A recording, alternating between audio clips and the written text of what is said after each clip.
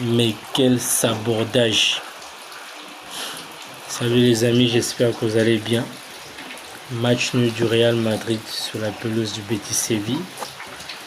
On a vu un Real Madrid qui était assez entreprenant dans les phases offensives, notamment avec Vini, qui semblait être l'attaquant le plus remuant dans la surface adverse.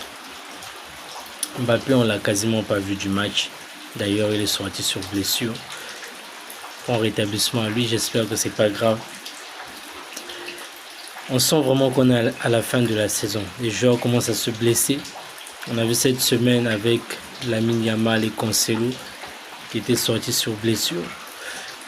Aujourd'hui, Kylian Mbappé. Avant Kylian, on avait appris que Arda Güler et Militao sont forfaits jusqu'à la fin de la saison. Donc on sent vraiment que les carottes sont cuites pour les joueurs. Il est temps que cette saison se termine, notamment pour le club merengue. Et avec cette contre-performance de ce soir, le Real Madrid, certes, a pris un point. Donc ils sont à 8 points du Barça maintenant. Mais en cas de victoire du Barça ce samedi face à Retafe, le Barça pourrait prendre 11 points d'avance sur le Real Madrid. 11 points d'avance sur le Real Madrid à 6 journées de la fin. Donc pouvoir remonter cet écart-là, c'est quasi impossible. Même si on sait que le Barça a perdu également des joueurs importants, notamment avec Lamine, qui devrait être absent jusqu'à la fin de la saison. Rafinha qui devrait revenir, mais pas maintenant. Peut-être lors du Classico ou après, on ne sait pas. En tout cas, comme je l'ai dit, il est temps que cette saison se termine parce que nous-mêmes, en tant que fans de foot, on n'en peut plus.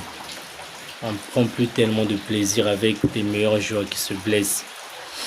La saison a été très longue. Il reste encore la Ligue des Champions pour certains, notamment pour le PSG, le Bayern, Atlético et Arsenal. Sinon, hormis ça, en championnat, les équipes qui sont devant n'ont plus besoin de beaucoup de points pour être champion et il n'y a plus tellement de suspense, sauf peut-être en Angleterre. Donc il est temps que cette saison se termine.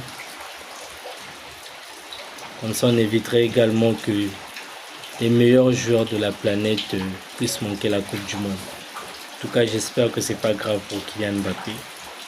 Et grosse force à vous les Madrilènes.